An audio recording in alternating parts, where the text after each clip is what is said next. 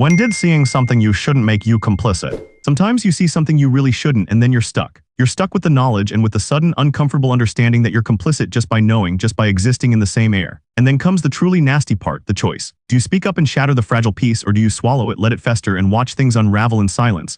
I wish I could say I chose the easy path, but honestly, I don't even know what the easy path was anymore. All I know is the moment I saw it, I knew my quiet, unremarkable existence in apartment 3B was about to get very, very complicated. I'm Keith Cook, 36M, and my life is, or rather was, a testament to the concept of barely scraping by. I freelance as a graphic designer and writer, which mostly means I spend my days staring at a screen, arguing with clients about font choices, and dreaming of the day I'll actually finish that fantasy novel I started 8 years ago. My apartment building, a 4-story brick relic from the 70s, was my sanctuary, or at least it was until recently. It had that distinct, slightly damp, vaguely musty smell that just screams affordable rent in a prime location. The kind of place where you know everyone's business whether you want to or not. Mostly I didn't. I kept my head down, my headphones on, and focused on bills and fictional elves. My main point of regular, unavoidable interaction was with Laura Hall, 76F. From 4A, Laura was the building's unofficial mayor, social director, and chief gossip columnist rolled into one tiny, energetic package. She had a knack for knowing everything, from whose car had a flat tire to who was arguing through thin walls. Every morning I'd find her in the lobby, meticulously arranging the stray circulars on the community board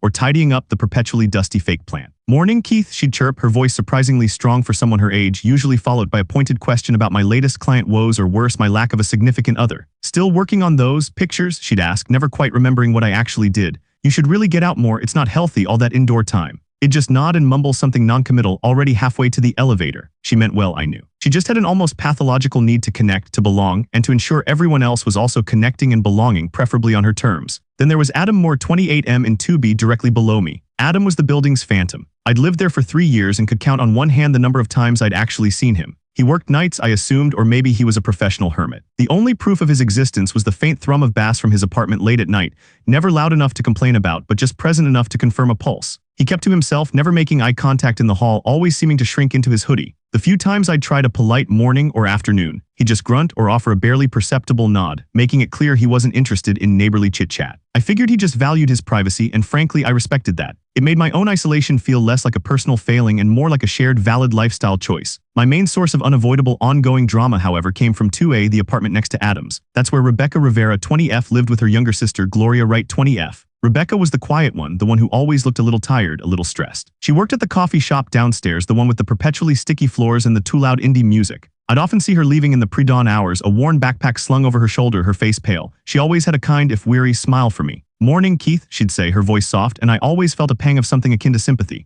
She just radiated a quiet selflessness, like she carried the weight of the world, or at least the weight of Gloria. Gloria was different. The polar opposite of Rebecca. Where Rebecca was quiet, Gloria was loud. Where Rebecca was unassuming, Gloria was a walking billboard for whatever fleeting trend had caught her eye. She dressed like every day was a fashion show, complete with perfectly applied makeup and an air of effortless superiority. Her phone was practically glued to her hand, constantly FaceTiming or scrolling through social media. I'd hear her laughing, sometimes yelling, through the walls, usually about some slight shed endured or some fantastic new purchase shed made. She didn't work, at least not that I ever saw. Her main occupation seemed to be complaining about everything from the slow Wi-Fi to the lack of decent vegan options at the grocery store. Whenever I ran into them together, Rebecca would be trying to rein Gloria in or making excuses for her, a familiar, resigned expression on her face. Gloria, for her part, would barely acknowledge my existence, usually too engrossed in her phone or her own monologue to notice anyone else. It started subtly, as these things always do. Little things, Rebecca's increasingly bloodshot eyes, the way she'd wince when Gloria's laughter reached a certain decibel, the constant thud-thud-thud of Gloria's bass-heavy music, which, unlike Adam's, asterisk was loud enough to complain about,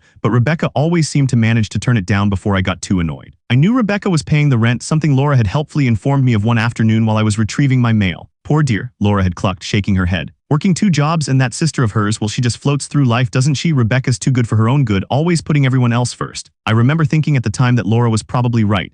Rebecca was a textbook martyr and Gloria was a textbook parasite. It wasn't my business, though. I had my own struggling freelance career and a half-written novel about a disillusioned elven warrior to worry about. Then the fight started. Not screaming matches, not at first. Just heated whispers that occasionally escalated into muffled shouts, usually late at night when the building was otherwise quiet. I'd hear Rebecca's voice pleading, then Gloria's, sharp and indignant. It was always Gloria's voice that was louder, angrier, cutting through Rebecca's quieter tones. I tried to ignore it, telling myself it was just sibling stuff, normal apartment building noise. But it became harder to ignore when I started seeing Rebecca coming home even later, or leaving even earlier, sometimes with a small, hastily packed bag. She'd look even more exhausted, her eyes shadowed, her usually neat hair disheveled. One Tuesday morning, I was heading out to grab some coffee, having given up on stringing together a coherent sentence for a client's blog post. As I stepped into the hallway, I saw Rebecca's door, apartment 2A, was slightly ajar. Curiosity, that insidious little demon, nudged me. I usually avoided any appearance of eavesdropping, but something felt different. I heard a low, sobbing sound. It was Rebecca. My stomach twisted. I took a deep breath, ready to knock, ready to offer some awkward, ineffective comfort, but then Gloria's voice cut through the air, sharp and utterly devoid of sympathy. "Oh, for God's sake, Rebecca, stop being so dramatic," Gloria snapped. "It's not the end of the world, just get another job. You always make such a big deal out of everything. I told you I need that money for my new phone. This one's practically ancient. And anyway, I don't see why I should have to get a job just because your asterisk hours got cut. It's not my fault the cafe's cutting back. You're the one who chose to work there." Rebecca's reply was barely audible, a choked whisper. "But Gloria, that was rent money, and the electricity bill is due tomorrow. I don't know how we're going to, you'll figure it out." Gloria's voice escalated, edged with irritation. "You always do, that's what you're good at, right? Being the responsible one. Don't worry, I'll pay you back eventually. When I get my next influencer check, you just need to chill out, you're giving me a headache." My hand, poised to knock, froze. I could hear Rebecca's ragged breathing, followed by the distinct sound of a door slamming shut, then the click of a lock. The silence that followed was heavy, pregnant with unspoken pain. I stood there for a full minute, my heart thumping against my ribs. I felt like a voyeur, a trespasser. I hadn't meant to overhear, but I had. And now I knew. I knew the extent of Rebecca's burden and the casual cruelty of Gloria's self-absorption. I walked away from their door, my planned coffee run forgotten, the sound of Rebecca's sobs echoing in my ears long after I'd retreated into the sanctity of my own apartment. My own struggles suddenly felt trivial compared to hers. That incident gnawed at me. It wasn't just noise anymore, it was a clear imbalance, an unfairness that was actively harming someone I saw almost daily. I started watching Rebecca more closely. She looked thinner, her clothes looser. The dark circles under her eyes became permanent fixtures. One evening, I saw her eating a plain bowl of instant noodles in the communal laundry room, her gaze distant, unfocused. She caught my eye and offered a tired smile, but I saw the tremor in her hand as she lifted the fork. My stomach clenched. I even caught myself considering talking to Laura about it, but then dismissed the idea. Laura, for all her good intentions, was a bulldozer. She'd swoop in, fix things, and probably make everything 10 times worse with her meddling. Besides, what was there to do? It was family business. I was just a neighbor, an observer. I told myself that over and over, but the words felt hollow. Then came the second incident, the one that really rattled me. I was working late, the glow of my monitor illuminating my cramped living room. It must have been past midnight. I heard a muffled thump from Adam's apartment downstairs, 2B. Usually I barely heard him. This was different. It sounded like something heavy had fallen. I strained my ears. A few moments later, another thump followed by a low, guttural moan. It wasn't loud enough to wake the building, but it was enough to make the hair on my arms stand up. I considered ignoring it, but something about the sound, the raw pain in it, made me hesitate. I listened intently. Nothing. Just the usual creaks and groans of an old building settling. Maybe he'd just dropped something heavy. Maybe he'd stubbed his toe. I tried to convince myself it was nothing, tried to get back to my work. But then, less than an hour later, I heard it again. This time it was a series of thuds like someone was struggling, followed by what sounded suspiciously like a choked cry. My heart started to pound. This wasn't normal. This wasn't just dropping something. I got up from my desk, my mind racing. Should I call building management, the police? But for what? Muffled noises, they'd laugh me off the phone. I walked to my living room window and looked down. Adam's window, usually dark, had a faint, flickering light coming from it. It looked like a TV screen, but the light was erratic. As I watched, a shadowy figure moved past the window, then another thump, louder this time, followed by a grunt of pain. It sounded like a struggle. I debated for what felt like an eternity. What if it was nothing? What if I was overreacting? What if Adam was just having a really bad night, a nightmare, or even just clumsy? But what if he wasn't? What if he was in trouble? I thought of his withdrawn nature, his isolation. What if he had no one to call? My adrenaline started to pump. I grabbed my phone, fingers hovering over the keypad. 911, no, not yet, too extreme. Building manager, shed, just tell me to handle it myself. I took a deep breath, the stale air of my apartment suddenly feeling heavy. I had two choices: retreat into my comfortable, isolated existence and pretend I heard nothing, or do something. I pictured Adam's hunched shoulders, his averted gaze, the way he always seemed to want to disappear. He wasn't exactly a friend, not even an acquaintance. But he was a neighbor, and those sounds, they weren't right, they were sounds of distress. Before I could talk myself out of it, I slipped out of my apartment, pulled my phone out, and started walking down the stairs towards the second floor. My heart hammered against my ribs, each beat a drum solo in the silent stairwell. I could feel the cold sweat gathering on my palms. This was stupid. What was I going to say? Hey, Adam, heard some weird noises, everything all right? He'd probably just slam the door in my face, but I couldn't just stand there and do nothing. Not after the sounds I'd heard, not after the quiet desperation I'd seen in Rebecca. It felt like a line had been crossed, a boundary had been blurred. My commitment to neutrality was crumbling. I reached the second floor landing, my footsteps unnaturally loud in the quiet building. I paused outside Adam's door, 2B, listening. Nothing, absolute silence. I hesitated, feeling foolish. Maybe it had stopped, maybe he was fine, maybe I'd just imagined it all. Just as I was about to turn back, I heard it again. A faint, choked sound followed by a heavy, dragging noise like something being pulled across the floor. This was definitely not normal. It was definitely not okay. I took another deep breath, forced my hand to rise, and knocked, a sharp, insistent rap against the door. Adam, I called out, my voice a little shaky. Adam, everything all right in there? I heard some noises. There was a sudden, absolute silence from inside the apartment. Not even a breath. I waited, my ear pressed against the cool wood of the door, my heart pounding in my chest. Then after what felt like an eternity, I heard it, a faint, almost imperceptible click. The door opened just a crack, revealing a sliver of darkness. Adam's eye, wide and bloodshot, peered out at me from the narrow opening. His face was pale, almost ashen, and he looked haunted. There was a thin, dark line, almost like a smear, on his cheek. Keith, he whispered, his voice hoarse, barely audible. What do you want? He kept the door mostly closed, blocking any view into his apartment. But through the small gap, I could just make out a glimpse of something on the floor behind him, something dark, unmoving. And then a smell, a metallic tang that hit me like a physical blow. A smell I recognized from every dramatic crime show but had never expected to encounter in real life. It was the smell of blood. Adam's eye, wide and bloodshot, peered out at me from the narrow opening. His face was pale, almost ashen, and he looked haunted. There was a thin, dark line, almost like a smear, on his cheek. Keith, he whispered, his voice hoarse, barely audible. What do you want? He kept the door mostly closed, blocking any view into his apartment. But through the small gap, I could just make out a glimpse of something on the floor behind him, something dark, unmoving. And then a smell. A metallic tang that hit me like a physical blow. A smell I recognized from every dramatic crime show but had never expected to encounter in real life. It was the smell of blood. My throat went dry. My mind raced, conjuring grotesque images. My first instinct was to bolt, to run back upstairs, slam my own door shut, and pretend this terrifying sliver of reality had never happened. But the vision of that dark, unmoving mass and the primal scent held me rooted. Adam, I managed, my voice a strangled croak. What's going on? Are you hurt? Is someone else? My gaze flickered to the dark smear on his cheek. Adam flinched, his hand instinctively going to his face, wiping at the mark. He looked terrified, cornered. Nothing, he mumbled, trying to push the door shut. It's nothing, just go away, Keith, please. But the desperate tremor in his voice, the way his eyes darted past me, cemented my resolve. I put my hand on the door, pushing gently against his resistance. Adam, I heard sounds, loud thumps, cries, and I smell blood. You can't just tell me it's nothing. I tried to peer through the crack, but he subtly shifted, blocking my view. He sighed a long, shuddering breath, then finally, defeatedly, pushed the door open just enough for me to see inside. The flickering light I'd seen from my window was indeed coming from a TV screen playing some muted nature documentary. But my eyes immediately went to the floor. And there, stretched out on a large, rumpled blanket, was not a human body but a massive, shaggy golden retriever. Its fur was matted in places, and a significant patch on its side near its hind leg was soaked dark with blood. The dog whimpered softly, its eyes half closed, its breathing shallow. My jaw dropped. A dog? I whispered, utterly bewildered. The immediate terror of a violent crime receded, replaced by a different kind of dread. A severely injured animal, and Adam's obvious distress. What happened? Is he? Adam ran a trembling hand through his messy hair. He jumped out the window just now. I wasn't watching him. I had the window open for some air. He's old. His eyesight isn't great. He just went. I found him down in the bushes. I think he broke his leg or something worse. I don't know what to do. His voice broke on the last words, and he looked away, his eyes welling up.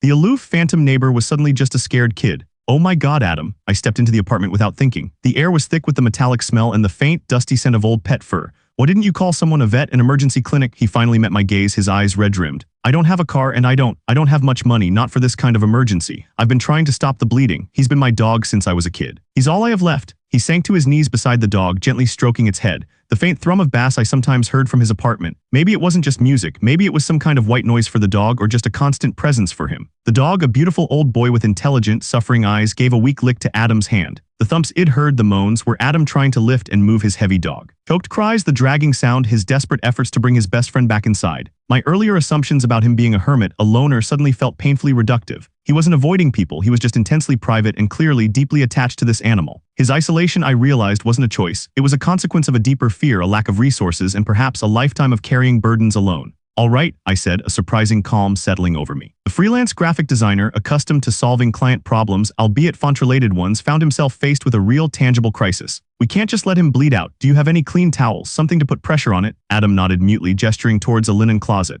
I grabbed a stack of faded towels, trying to recall snippets from first aid courses Id vaguely remembered taking years ago. We need to get him to an emergency vet clinic. Do you know where the nearest 24-hour one is? There's one on Maple Street, Adam mumbled, his voice thick with tears. About 15 minutes by car. My car's downstairs, I said, making the decision without hesitation. This wasn't about neutrality anymore. This was about a suffering creature and a desperate neighbor. Can you help me get him into the car? We'll wrap him up. He's a big boy. Together, carefully, awkwardly, we managed to lift the groaning dog onto a makeshift stretcher of blankets and carry him downstairs. It was a messy, heartbreaking task, the dog whimpering with pain, Adam murmuring reassurances to him. I noticed how Adam, despite his distress, was incredibly gentle, his touch almost reverent. The metallic smell filled my small hatchback on the short drive, but it didn't bother me. My focus was entirely on getting the dog help. The vet clinic was bustling even at that hour. We explained the situation and they took the dog in immediately. Adam, still pale and shaky, sank into a chair in the waiting room, his face buried in his hands. I sat beside him, unsure what to say. After a long silence, he looked up. Thank you, Keith. I don't know what I would have done. Don't worry about it, I said, feeling a warmth spread through me that had nothing to do with adrenaline. He's going to be okay. He's got good vets here. We sat there for what felt like hours, not talking much, but the silence between us was different now.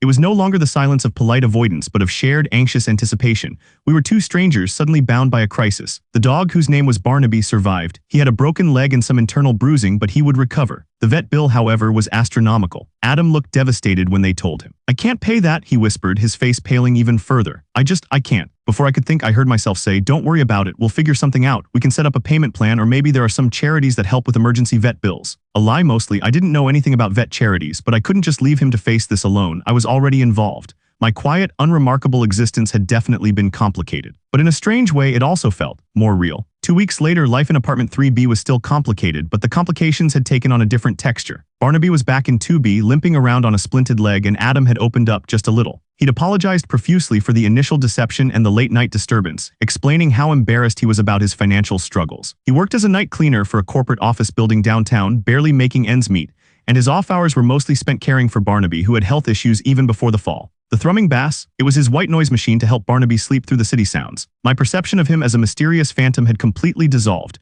replaced by a quiet, earnest young man weighed down by responsibilities and a deep love for his dog. Laura, of course, got wind of the whole Barnaby saga. I'd seen her talking to Adam in the lobby, her usual chirpy tone replaced by a rare softness. She even helped him research local charities for pet care and food banks. Her meddling, I realized, wasn't always a blunt instrument. Sometimes it was a finely tuned, empathetic probe. "Such a good boy, that Barnaby," she told me later, shaking her head. "And Adam, poor dear, always so quiet. You did a good thing, Keith, a very good thing." My chest warmed slightly at her approval, a feeling I hadn't expected. My own struggles with the novel still persisted, but there was a subtle shift in my approach. The raw emotion I'd witnessed in Adam, the quiet suffering of Rebecca, the casual cruelty of Gloria, it all started seeping into the story I was trying to tell. My elven warrior, once just a collection of tropes, began to acquire a deeper, more personal pain. I even started taking Barnaby for short, slow walks around the block when Adam was at work, a quiet ritual that brought me out of my apartment and into the pale sunlight, exchanging nods with other dog walkers. It was a small act, but it chipped away at my isolation. The situation with Rebecca and Gloria, however, remained a festering sore. I still heard their arguments, though they were quieter now, more tense. Rebecca looked even more drained, her usual weary smile replaced by a distant, haunted expression.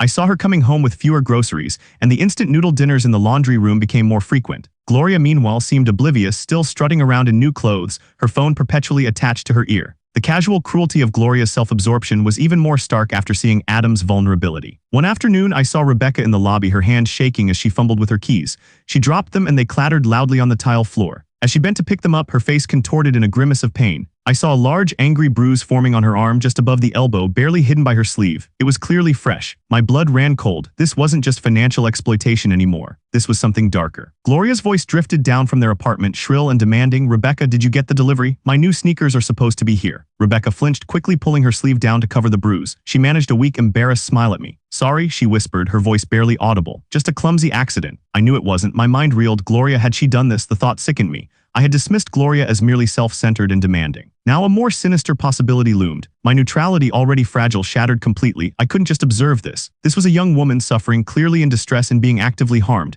That evening I did something completely out of character. I sought out Laura. I found her in the communal garden, deadheading petunias. "Laura," I started, my voice low, glancing around to make sure no one else was within earshot. "I need to talk to you about Rebecca." Her head snapped up, her eyes, usually twinkling with gossip, sharpened with concern. "Oh dear, what about her? I've been worried. She looks like a ghost." I hesitated, then decided to be blunt. "I saw a bruise on her arm today, a bad one, and I overheard Gloria yelling at her, demanding things. I think Gloria might be hurting her, physically." Laura's face, usually so animated, went utterly still. The color drained from it. "Hurting her?" repeated, her voice a horrified whisper. "No, Gloria's self-centered, yes, but violent. Rebecca would never say a word if she was. She's too much of a martyr." But I saw the flicker of something in her eyes, a dawning horror that she too had maybe dismissed Gloria's behavior as mere sibling squabbling. "This is serious, Keith." "I know," I said, feeling the weight of the confession settle on me. "What do we do?" The "we" felt surprisingly natural. My days of isolated observation were truly over. A month had passed since my conversation with Laura. Things had predictably gotten messier before they got better. Laura, true to form, approached the situation with a mix of stealth and determined meddling.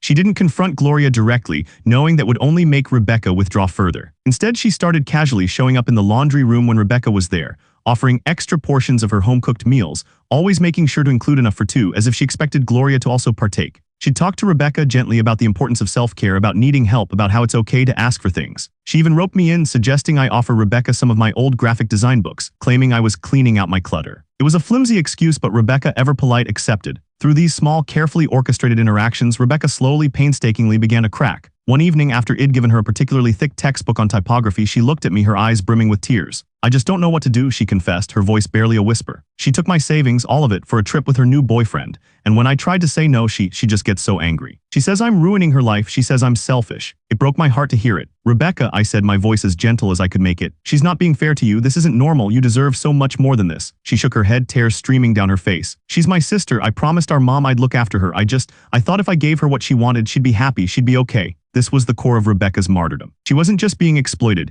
she genuinely believed she was helping Gloria, sacrificing herself for her sister's happiness, even at the cost of her own well-being. It was a tragic, misguided form of love. Laura, for her part, also had a direct, if subtle, impact on Gloria. She started leaving Gloria notes on the community board, ostensibly about building rules or upcoming events, but with pointed, almost passive-aggressive comments about neighborly consideration or respect for shared spaces. She'd also accidentally bump into Gloria when she was particularly loud, making comments about her music being a bit much for some of the older residents' dear. It wasn't confrontational, but it was a constant low-level pressure that Gloria surprisingly seemed to notice. The unexpected twist came with Gloria's new boyfriend. He was a quiet, unassuming guy, very different from the flashy types Gloria usually gravitated towards. He worked as a sound engineer for a small local music venue. He started spending more time at the apartment. One day, I overheard him talking to Gloria, not yelling, but calmly and firmly. "Look, Gloria," he said, his voice carrying clearly through the open window, "I get that Rebecca's your sister, but the way you treat her, it's not right. She's working herself to death for you and you just take.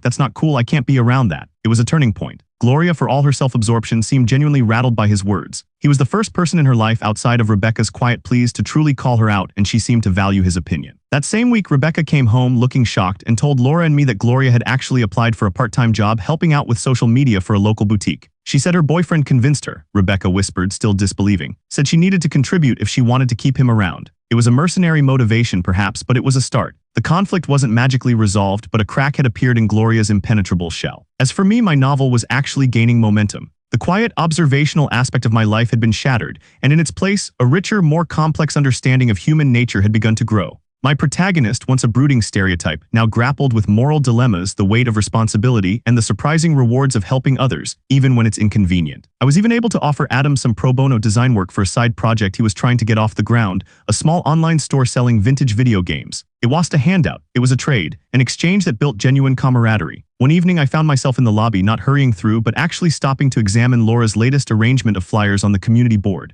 She was there, of course, polishing the already gleaming fake plant leaves. "Well, Keith," she chirped, looking up with a knowing smile. "Finished those pictures yet? You look less stressed." I laughed, a genuine, unforced sound. "Not finished, Laura, but getting there, and I think I've finally figured out the plot." I glanced towards 2A, where I could hear muted but no longer angry voices, then towards 2B, where I knew Adam was patiently teaching Barnaby to walk without putting weight on his mending leg. My quiet life in 3B had indeed become very, very complicated, but it was no longer just about avoiding conflict or retreating into my own world. It was about facing the messiness of human connection head-on. I realized I hadn't just helped my neighbors, they, in their own ways, had helped me. The forced empathy had become genuine, the reluctant involvement a source of unexpected satisfaction. My own role, I saw, wasn't just to observe, but to participate, to sometimes even prod. The easy path, I now knew, was a myth. The truly rewarding path was the one where you allowed yourself to be stuck, sometimes uncomfortably, with the knowledge and then chose actively to do something about it. The apartment building, once just a collection of strangers, felt a little more like a community, flawed and complicated, but undeniably profoundly connected. And that, I realized, was a far better story than any fantasy novel I could ever write.